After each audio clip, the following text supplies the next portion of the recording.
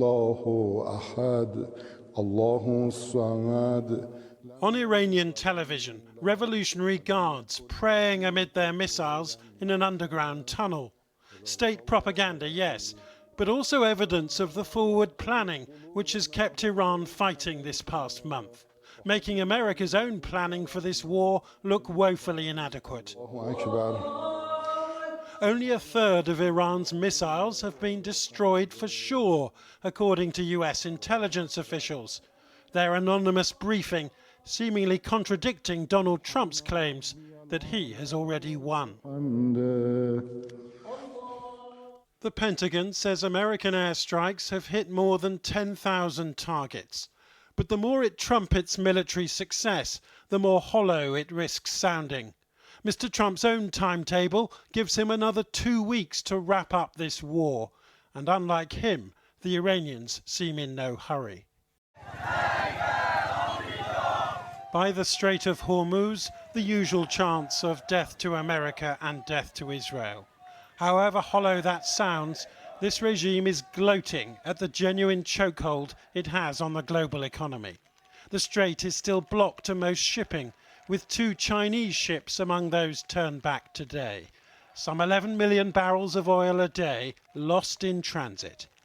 And today Iran doubled down.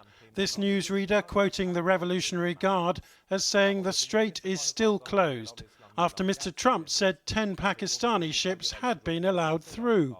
The news showed 3 other ships changing course, the clear message that the Strait remains Iran's strongest card, leaving America's president with little choice, either send troops to seize control here or engage in talks on a ceasefire.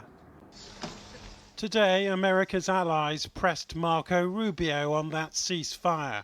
He was meeting his G7 counterparts in France, reportedly telling them to expect another 2 to 4 weeks of fighting.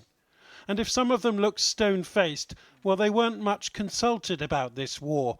Yet America expects them to keep the peace by patrolling the Hormuz Strait afterwards. Mr. Rubio thanked the British for their post-war planning, though it's surely Mr. Trump's unpredictability which has these foreign ministers worried. Especially reports that he may be about to escalate rather than exit by sending 10,000 more American troops to the Gulf. As the Department of War has consistently outlined, we are on or ahead of schedule in that operation and expect to conclude it at the appropriate time here in a matter of weeks, not months. And the progress is going very well. Obviously, we have some work to do. We have to finish the job, and we are finishing that job. We can achieve all of our objectives with our ground troops, but we are always going to be prepared to give the president maximum optionality and maximum opportunity to adjust to contingencies should they emerge.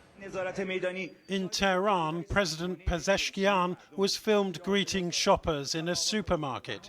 He may not be in charge of anything much these days, sidelined as he was after apologizing for attacks on Iran's neighbors. So who is in charge? The newly elected supreme leader is still in hiding and believed to be injured. And having lost his father and other close family in an airstrike, probably not in the mood to bargain. So you wonder how advanced so-called peace talks really are. The Americans and their Israeli partners are still bombing Iran, while Iran has hit a Kuwaiti port with a drone. And Marco Rubio admits he still doesn't know who Iran's negotiator would be, should those talks actually happen. Iran's Revolutionary Guards insist that the Strait of Hormuz remains closed to what they call hostile shipping, despite, as you've just heard, President Trump claiming it had agreed to allow 10 oil tankers through. A fifth of the world's oil and liquefied natural gas usually passes through the Strait of Hormuz.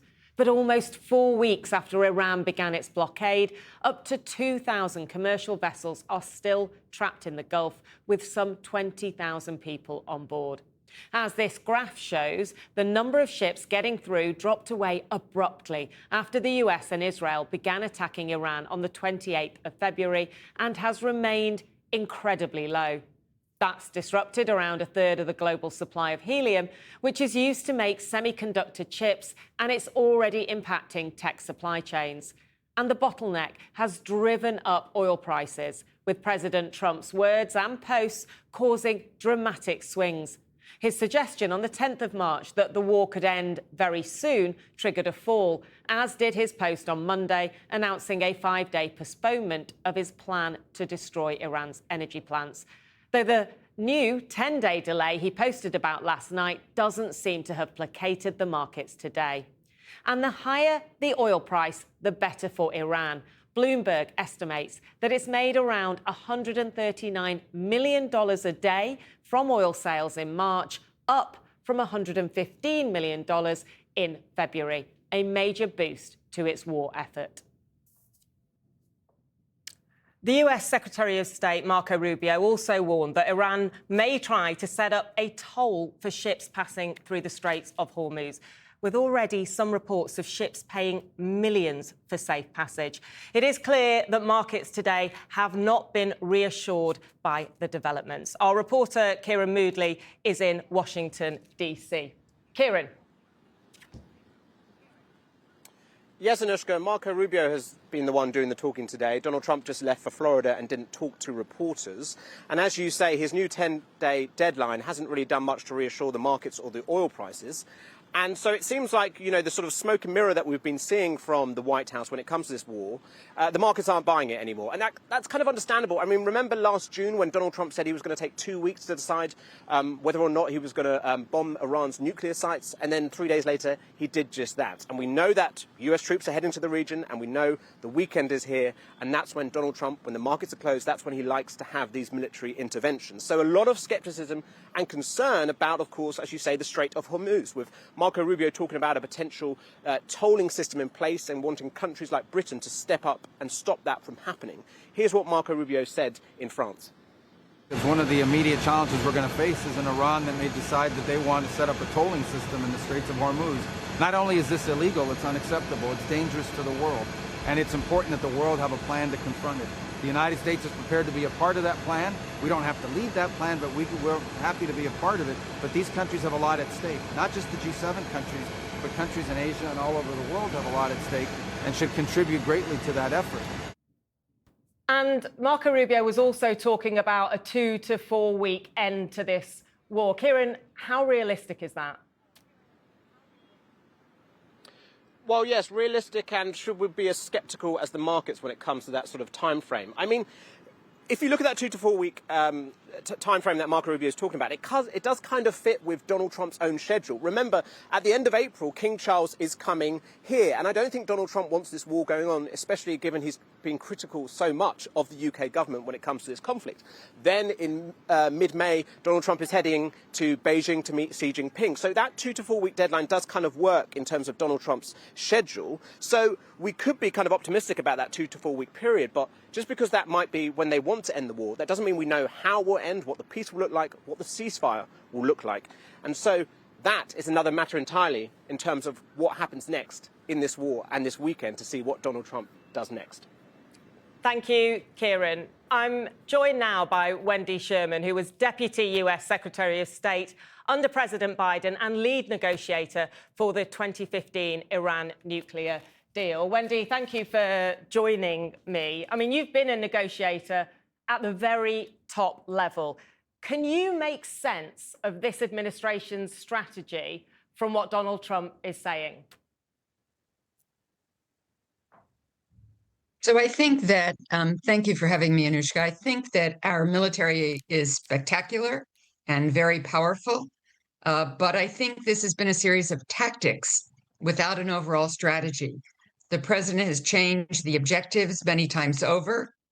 Every time he speaks, it's not clear where we're headed. Yesterday, when he held a cabinet meeting, it seemed to be all about ensuring that Iran never has a nuclear weapon, even after the president said when the strikes happened under Operation Midnight Hammer that he obliterated all the nuclear sites. So it's very unclear to the American people what the objective is here, how we measure the end of this war. Yes, it's good to hear Secretary Rubio say there will not be ground troops necessary to achieve the objectives, whatever those objectives may be. But it is very concerning to all of us that the president has deployed and sent to the region so many Marines, so many sailors, so many ships. And Marine expeditionary units are not usually sent to regions unless they're going to act.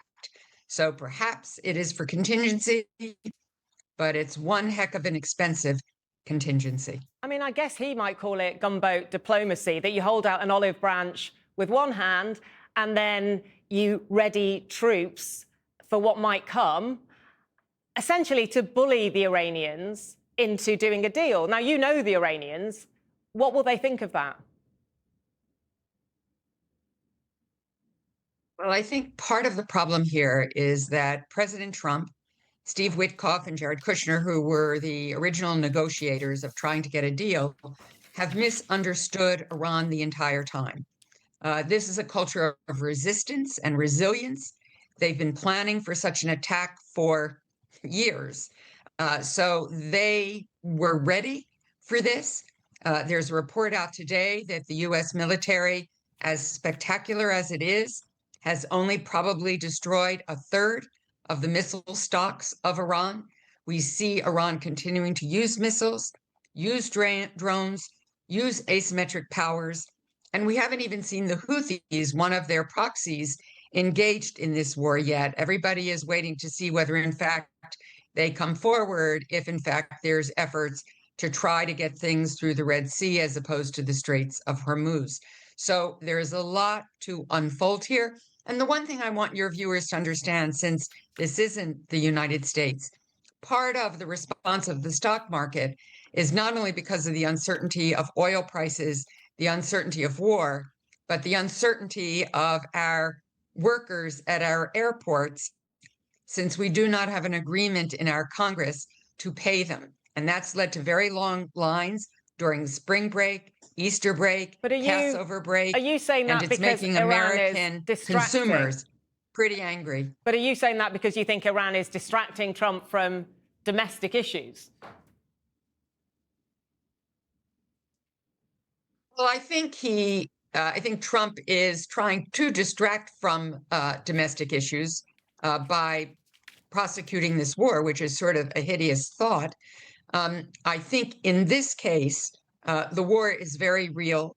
We've already lost at least 13 American lives. Civilians throughout the region, including in Iran, the very protesters that initially President Trump said he was going to have their back, seem to have been set aside now.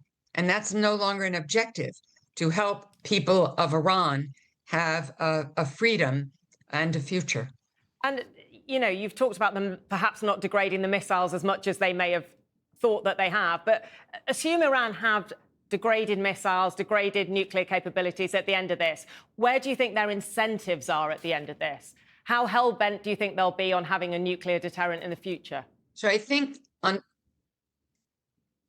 unfortunately, I think one of the things that's occurred as a result of this war is that we have a more radical, a much more hardline regime in place in Iran.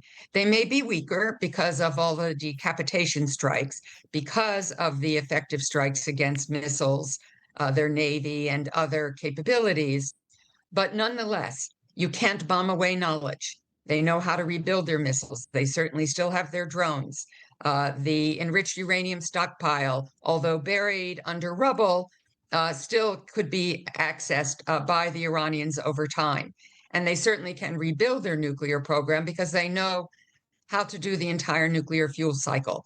And as a result of the decapitation, we have the Islamic Revolutionary Guard Corps and the Quds Force in real, almost absolute control of Iran. So where do you think this ends? What do you think is going to happen? What would you be doing now if you were negotiating?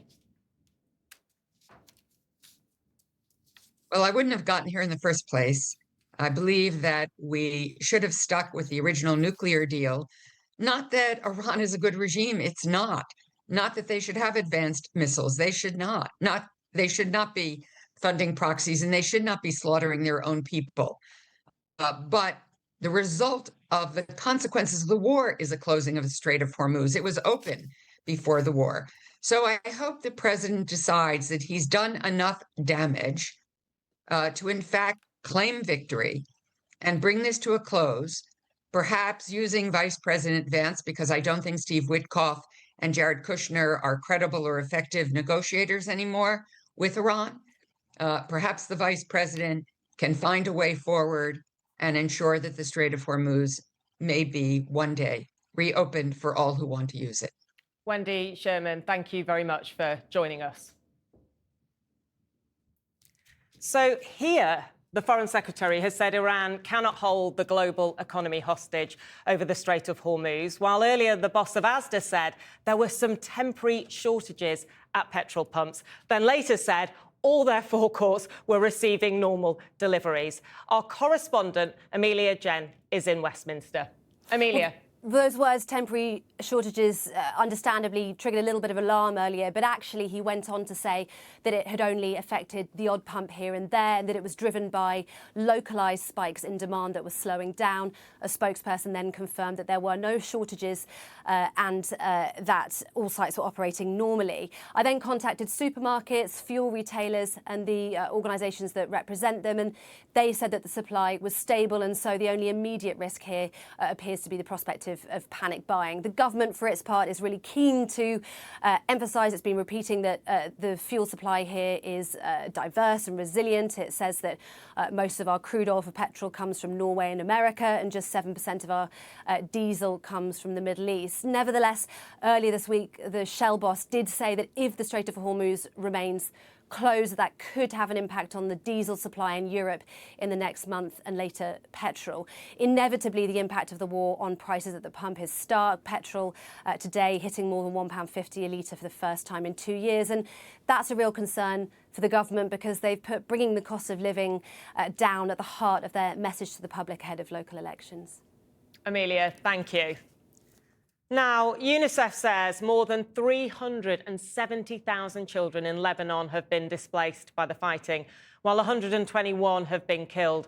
At the same time, Israel said it had significant plans to continue their military operation in southern Lebanon, saying they wanted to fundamentally change the security reality. Our Foreign Affairs correspondent, Secunda Kamani, and his team were invited to accompany the Vatican's envoy to the Christian villages of Kaukaba, Marjayoun and Kalaya. They are just 3 miles from Lebanon's border with Israel. Villages in the areas have been asked to evacuate, and the roads in and out are highly restricted. We're on the road to the war-stricken south of Lebanon, alongside a convoy of charities headed by the Pope's envoy to the country.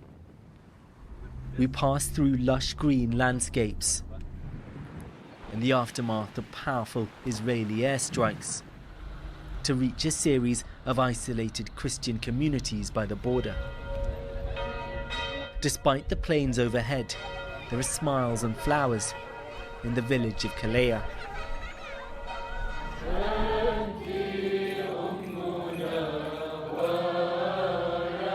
Inside the church, they hold a special mass.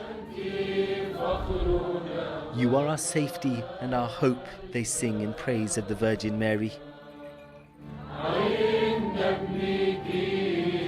You are our pride and our refuge. Southern Lebanon is mainly populated by Shia Muslims, but these Christian communities have lived here for centuries. Now everyone has been ordered to evacuate the region by the Israeli army as it fights against Hezbollah. People here, caught in the middle of a war they want no part of. What's life like for people here at the moment? Hear that? That's life right now. That's the sound of missiles exploding. Yeah, keeps going. It's bombs. Always going boom, boom, boom. People are extremely afraid. That's probably rockets and air defense systems. The Christian communities have largely been spared from Israeli attacks, though the priest here was killed in an Israeli double-tap strike earlier this month. The villagers' main focus right now is on keeping their distance from Hezbollah fighters. All the men stay up late to keep watch. We're afraid Hezbollah might come and put missiles here, because the Israelis have said if there are outgoing attacks, they will strike back. Despite the dangers around them, many here are determined to remain in their homes. This village really is right in the middle of this conflict. Just around 3 miles over that way is Israel, and throughout the day we've been hearing both incoming and outgoing fire. They're unloading around a month's worth of aid right now because they're not sure how long the roads here are going to be open, even with a military escort. Israel's wrath is being directed at Shia-dominated border communities, now being completely erased.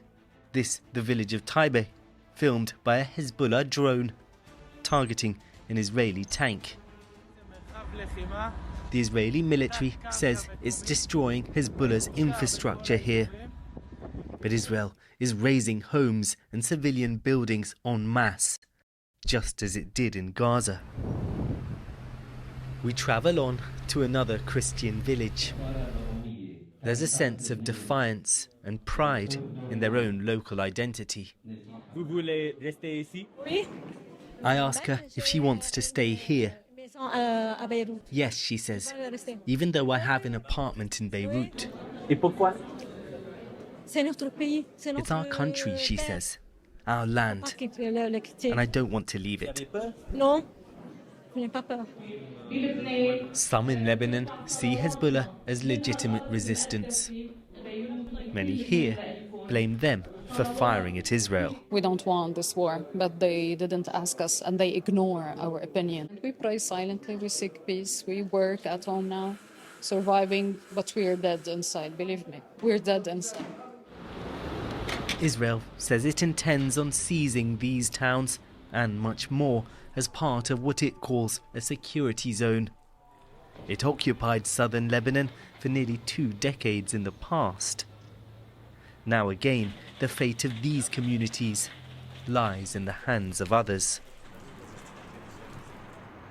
Well, this is a country of many different faiths, of many different perspectives, and this war is absolutely straining those internal differences. Around a fifth of the entire country has now been forced to flee their homes.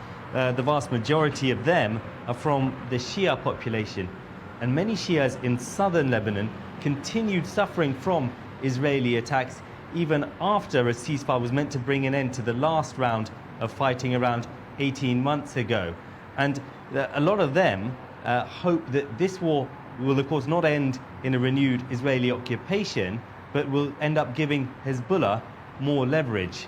Others fear that the south of Lebanon is becoming increasingly cut off, with the United Nations saying around 150,000 people are now isolated there by Israel's targeted attacks on bridges connecting it with the rest of the country.